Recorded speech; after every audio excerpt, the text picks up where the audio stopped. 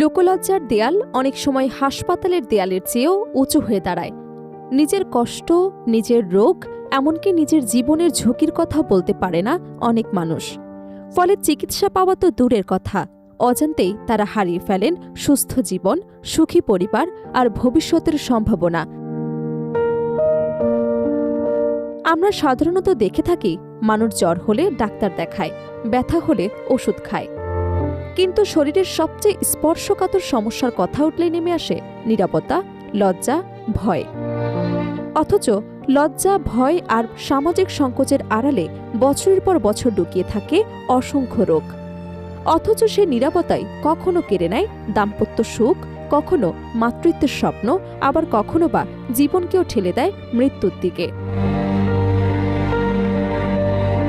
Bangladesh medical বিশ্ববিদ্যালয়ের চর্ম এবং যৌনরোগ বিশেষজ্ঞ ডক্টর হাসান মাহমুদ এক সাক্ষাৎকারে জানান, যৌন এবং প্রজনন স্বাস্থ্য সমস্যা অবহেলা করলে এর প্রথম আঘাত পড়ে দাম্পত্য জীবনে। অনেক ক্ষেত্রে ভুল বোঝাবুঝি, মানসিক দূরত্ব, এমনকি বিবাহ বিচ্ছেদের মতো ঘটনাও ঘটতে পারে। তার মতে পৃথিবীর প্রায় ৯০% মানুষ শুধুমাত্র লোকলজ্জার কারণে তাদের যৌন এবং প্রজনন স্বাস্থ্য সমস্যা নিয়ে চিকিৎসকের কাছে যেতে দ্বিধাবোধ করেন। দক্ষিণ এশিয়ার দেশগুলোতে এই প্রবণতা আরও বেশি। তবে সবচেয়ে মজার বিষয় হল, বাংলাদেশের মতো দেশে যেখানে যৌন বিষয়ে কথা বলতে মানুষ লজ্জাবোধ করে, অথচ সন্তান জন্মের হার তাদেরই বেশি। বিশেষজ্ঞরা বলছেন, অনেক মানুষ মনে করেন চিকিৎসকের কাছে গেলে বিষয়টি অন্যরা জেনে যাবে বা সামাজিকভাবে হেয় হতে হবে। এই ভ্রান্ত ধারণার কারণে বহু রোগী শেষ পর্যায় পর্যন্ত চিকিৎসা গ্রহণ করতে পারে না, অথচ রোগ লুকিয়ে রাখার ফলে হতে পারে ভয়াবহ বিপর্যয়। বন্ধ্যত্ব, গর্ভধারণের জটিলতা, মৃত সন্তান প্রসব কিংবা HIV সংক্রমণের মতো ঝুঁকিও বেড়ে যেতে পারে কয়েক গুণ।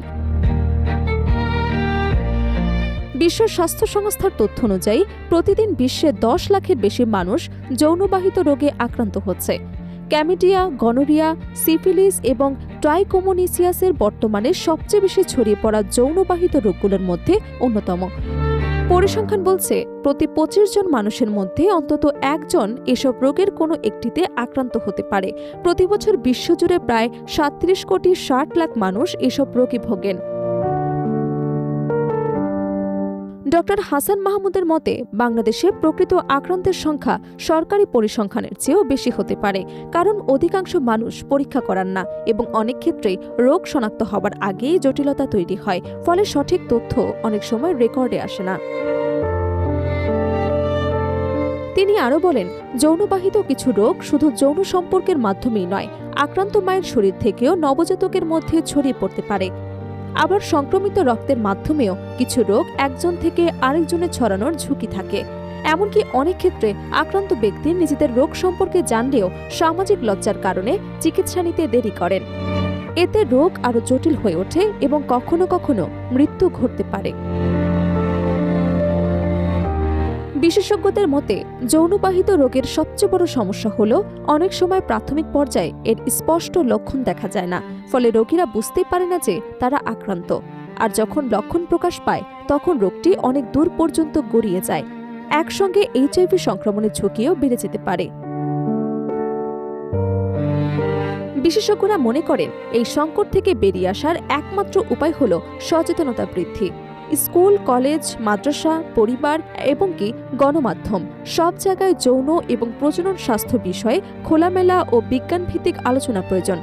মানুষের মধ্যে এই বার্তা পৌঁছে দিতে হবে যে যৌন বা প্রজনন স্বাস্থ্য সমস্যা কোনো লজ্জার বিষয় নয়, এটি অন্য যে কোনো রোগের মতোই একটি চিকিৎসাযোগ্য স্বাস্থ্য সমস্যা। সামাজিক জড়তা এবং অজ্ঞতার দেয়াল ভেঙে রোগকে রোগ হিসেবে দেখার মানসিকতা গড়ে তুলতে হবে, কারণ লোকলজ্জা হয়তো সাময়িকভাবে সত্যকে আড়াল করতে পারে, কিন্তু রোগকে থামাতে পারে না। তাই সময় মতো চিকিৎসা নেওয়া, সচেতন হওয়া এবং অন্যকেও সচেতন করাই হতে পারে সুস্থ জীবনের সবচেয়ে বড় পদক্ষেপ। কারণ শেষ পর্যন্ত লোকলজ্জার চেয়ে জীবনের মূল্য অনেক বেশি, অনেক বেশি।